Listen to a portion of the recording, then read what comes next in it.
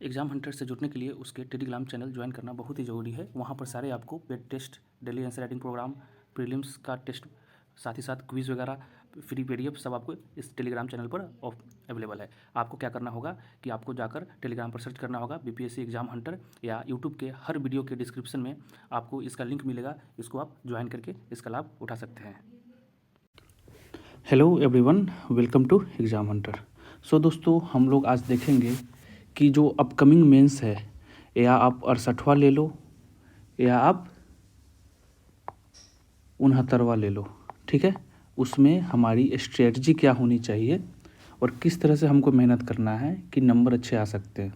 कहावत है ना कि घोड़ा भी मेहनत करता है और गधा भी मेहनत करता है, लेकिन वही है कि यहाँ पर हमें गधे की तरह मेहनत नहीं करना है, घोड़े की तरह मेहनत करना है, ठीक है।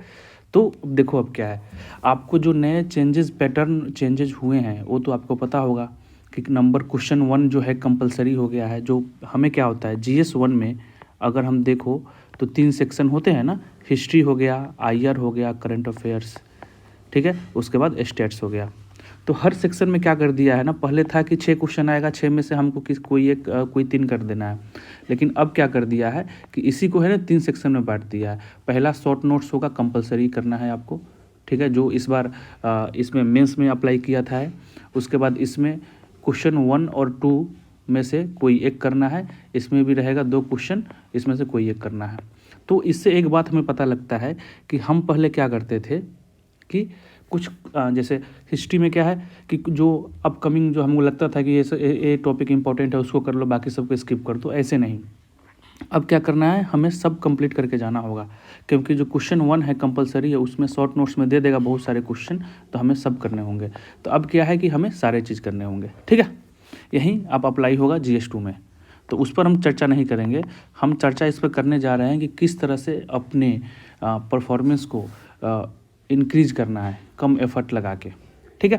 तो आपको पता है कि GS1 कितने नंबर का होता है दोस्तों, 300 का।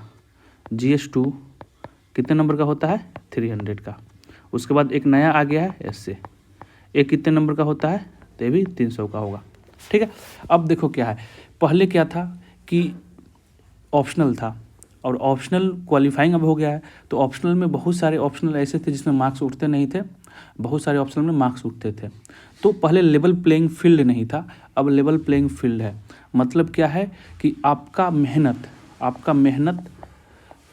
आपका रैंक दिलाएगा कि आप कितना मेहनत कर रहे हो। अब नहीं बोल सकते कि यार मैं ऑप्शनल में नंबर नहीं देता है तो मैं फेल कर गया या नहीं हो पाया, ऐसे नहीं है, ठीक है। तो उसी को हम देखेंगे। तो आ जाओ GS1। तो GS1 में है ना, अगर आपको सिलेक्शन लेना है तो GS1 में सबसे ज़्यादा मेहनत की ज़रूरत है, ठीक। कारण बताता हूँ। GS1 में अगर आपको 170 से 180 नंबर आप आराम से ला सकते हो। कैसे लाओगे, देखो, अब हिस्ट्री है, ठीक है ना, तो हिस्ट्री में रिपीटेड क्वेश्चन आते हैं। आपको पता होगा कि हिस्ट्री में अगर आप 15 से 20 टॉपिक करके चले जाओगे तो आपको आराम से इसको क्लियर कर दोगे। रिपीटेड क्वेश्चन आते हैं, प्रीवियस से उठा के देखिएगा, ठीक है।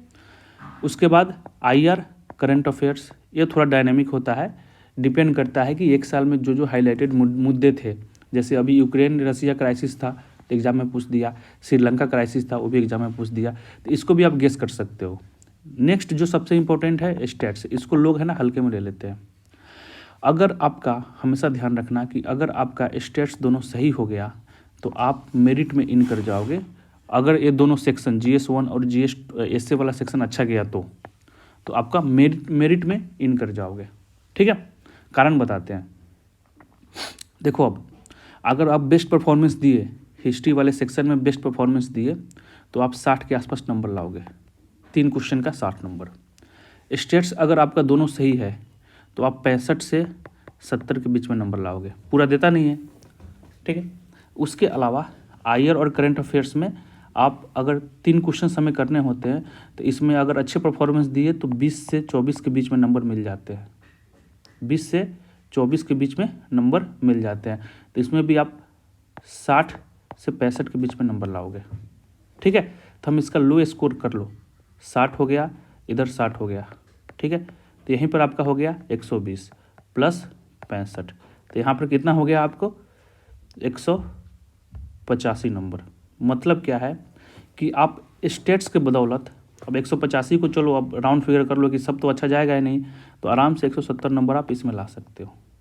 ठीक है, मतलब आप 2 स्टेट्स के बदौलत आप सिलेक्शन ले सकते हो और 170 इसमें आ गया। तो बाकी जो इस दोनों सेक्शन में अगर कुछ गड़बड़ होता है, खासकर GS2 में बहुतों को समझ में नहीं आता है, ठीक है, तो उसमें मैनेज हो जाएगा।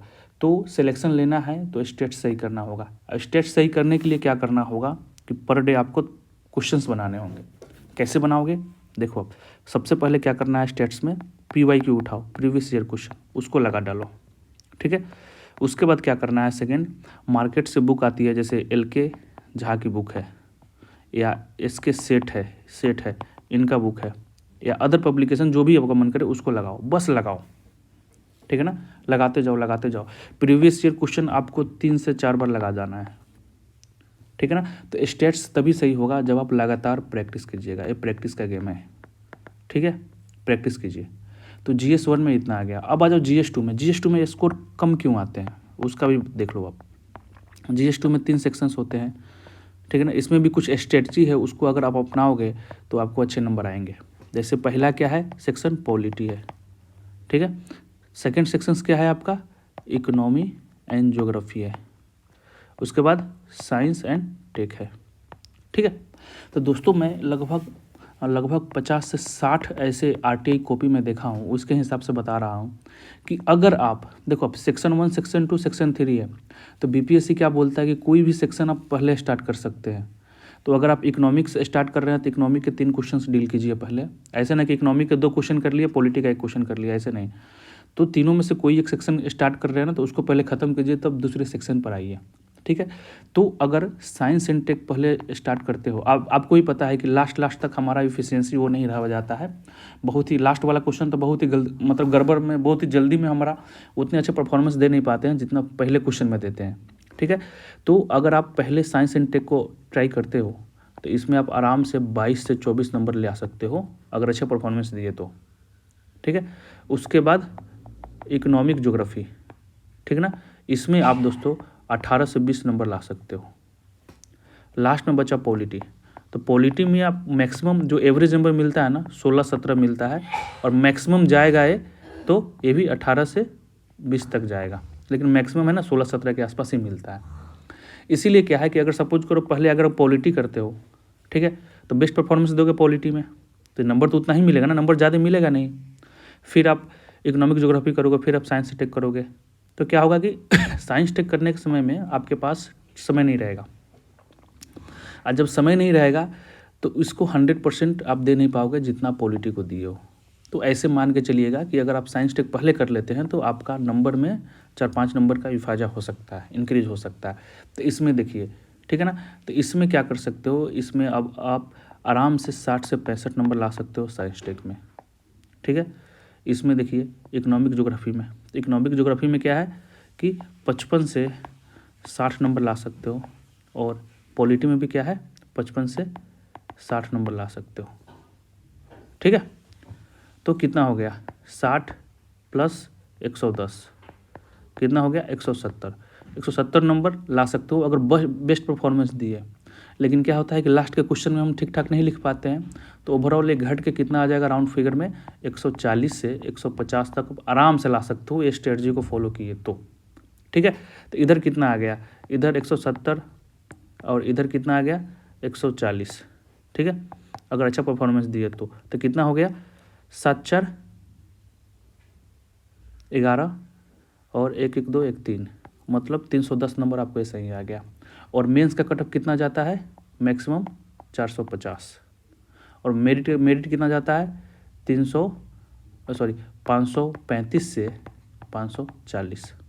ठीक है, तो अगर आप इसमें एसए में अगर बहुत ही लो परफॉर्मेंस देते हो तो 150 भी नंबर लाते हो आप 300 में, तो आप आराम से मेंस तो क्वालिफाई कर ही लोगे, जब हम सबसे लोएस्ट स्कोर मान के चल रहे हैं एसए में। तो ये एक स्ट्रेटजी हुआ सही से। अब देखो, अब GS2 में बताता हूँ कि कैसे नंबर उठाना है। हमेशा ध्यान रखिएगा, पॉलिटी, इकोनॉमिक ज्योग्राफी और साइंस एंड टेक, ठीक है। तो खासकर पॉलिटी का जो भी क्वेश्चन आएगा ना, उसको करंट से रिलेट कीजिए, करंट से रिलेट कीजिए। जैसे सपोज करो फेडरलिज्म पर क्वेश्चन आ गया, स्टेट सेंटर स्टेट रिलेशन पर क्वेश्चन आ गया, तो अभी आप बोल सकते हो ना करंट एग्जाम्पल कैसे दीजिएगा। अभी मनीष सिसोदिया को अरेस्ट किया गया है, जो दिल्ली के डिप्टी सीएम है, उनको अरेस्ट किया गया है। ऑपोजिशन ने क्या ऑपोजिशन जो है वो क्या एलिगेशन लगा रही है कि सरकार अपने मतलब गलत तरीके से अरेस्ट किया गया है, अरेस्ट करवाए हैं डिप्टी सीएम को। तो इससे क्या होता है कि रिश्ता ख़राब होता है। तो ऐसे ऐसे जो करंट एग्जाम्पल है ना, उसको आप दीजिए, ठीक है। अब नेक्स्ट खालिस्तान वाला इशू चल रहा है पंजाब में, ठीक है ना, तो कहीं ना कहीं वो भी रिलेशन को डाइल्यूट करता है। तो ओवरऑल आपको ऐसे देना है। इकोनॉमिक ज्योग्राफी में देखो दोस्तों क्या करना है आपको, कोई भी टॉपिक कर रहे हो, जैसे इंडस्ट्री कर रहे हो, ठीक है, इंडस्ट्री में खासकर एमएसएमई कर रहे हो, तो अपन लोग क्या करते हैं, इंडियन पर्सपेक्टिव से कर लेते हैं, बिहार को छोड़ देते हैं। बिहार, हर में आपको बिहार करना है। इसमें जो भी टॉपिक करो आप बिहार के बारे में करो। तो बिहार के बारे में कैसे करोगे, तो उसका इकोनॉमिक सर्वे पढ़िए, उसमें आपको मिल जाएगा। बजट पढ़िए बिहार का, उसमें मिलेगा। या बिहार के और भी कोई वेबसाइट्स हैं, जैसे गवर्नमेंट वेबसाइट्स हो गया, उसमें क्या क्या चल रहा है सबको करके एक नोट्स बनाइए, ठीक है। और साइंस एंड टेक में क्या है कि क्वेश्चन के डिमांड को समझ के उसको आंसर कीजिए, ठीक है। तो ऐसे कीजिएगा तो नंबर मिलेगा। तो GS2 is all about current, आप करंट इंसिडेंट से कितना लिंक कर रहे हैं। जैसे क्वेश्चन आ गया था जुडिशियल एक्टिविज्म पर अभी 67वां मेंस में, ठीक है ना। तो 67वां मेंस में आया था तो बोला था कि करंट एग्जाम्पल बताइए। तो जुडिशियल एक्टिविज्म का करंट एग्जाम्पल क्या बताओगे, ट्रिपल तलाक। सेकेंड एग्जाम्पल क्या बताओगे, अभी हाईवे पर जो लीकर बैन कर दिया था सुप्रीम कोर्ट, ये डिसीजन किसका होना चाहिए, ये तो होना चाहिए इसका पार्लियामेंट का, पार्लियामेंट डिसाइड करना चाहिए ना। उसके बाद क्या बताओगे इसका। और अभी BS जो 6 है, जो गाड़ी का जो इंजन होता है उसको लाया, सुप्रीम कोर्ट ने डायरेक्शन दिया कि इसको इम्प्लीमेंट करो। तो ये सब डिसीजन क्या है ना, these are the current example of judicial activism. तो ऐसे करके आप करंट से रिलेट कीजिए तो आपको अच्छे नंबर मिलेंगे, ठीक है। तो सिलेक्शन लेना बहुत ही आसान है, सिलेक्शन लेना बहुत ही आसान है, बस वही है कि राइट अप्रोच होना चाहिए। किस तरह से हम मेहनत कर रहे हैं, किस चीज़ को हम सबसे ज़्यादा हैंडल कर रहे हैं, ठीक है ना। पता लगा कि आप हिस्ट्री ही पढ़ते रह गए, पूरा दिन भर हिस्ट्री पढ़ रहे हैं, अब पॉलिटी पढ़ रहे हैं और स्टेट्स में ध्यान ही नहीं दिए हैं, तो मेहनत तो कर रहे हैं लेकिन उसका फ्रूटफुल मेहनत नहीं है, सिलेक्शन नहीं होगा, ठीक है। अब सिर्फ हम GS1 ही ध्यान दे रहे हैं, GS2 गुरु गोबर करके आ गए, GS2 पर थोड़ा ही ध्यान नहीं दे रहे हैं। तो हो सकता है कि GS1 पर आप 170 180 नंबर ला दो और GS2 में आ गया आपको 90 से 100 के बीच में, तो वैसे भी आपका सिलेक्शन नहीं होगा।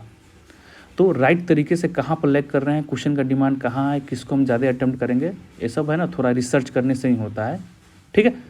तो ऐसे करोगे तो नंबर मिलेगा। अगले वीडियोज़ में हम क्या देखेंगे कि खासकर GS1 में हिस्ट्री सेक्शन जो होते हैं ना, वो तो सबको पता है कि क्या क्वेश्चन आने वाला है, लेकिन हम डिफरेंट कैसे करें, हम सबसे डिफरेंट कैसे करें कि हमें नंबर मिले, तो उसको हम डील करने वाले हैं। आई होप यहाँ तक समझ में आया होगा। इस चैनल को देखने के लिए धन्यवाद दोस्तों, आपका दिन शुभ हो।